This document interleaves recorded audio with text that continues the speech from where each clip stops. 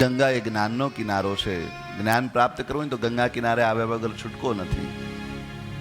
અને ભક્તિ મેળવવી હોય તો યમુના કિનારે જવું પડે. અને તપ કરવું હોય તો ક્યાં જવું પડે? તપ કરવું હોય તો નર્મદાજીના કિનારે જવું પડે. એ તપોભૂમિ કીધી છે. એકે ઋષિ એવા નથી જે નર્મદા કિનારે જઈને તપ ન કર્યું હોય. કારણ કે નર્મદાજી શાશ્વત નદી કીધી છે. બધાને ખબર છે ને ગંગા સાતમ ખબર છે બધાને? ગંગા સાતમ ને ગંગા દશાહરા હમણાં જ ગયા અધિક મહિનાના. જેઠ સુદ પડવાથી દસમ એ ગંગા દશાહરા કહેવાય.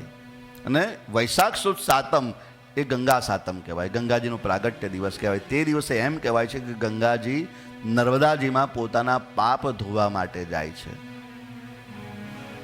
આજે પણ નર્મદાજીના અનેક કિનારા પર અનેક ગામ એવા છે જ્યાં ગંગાજી પ્રગટ થાય છે. આપણે જોઈ શકીએ એમ. સવારે બ્રહ્મ મુહૂર્તથી સૂર્યોદય સુધીને તમે ત્યાં જાઓ તો તમને એ માં ગંગાનો પ્રાગટ્ય ત્યાં થયેલું દેખાય. તમને એ પ્રવાહ દેખાય તમને.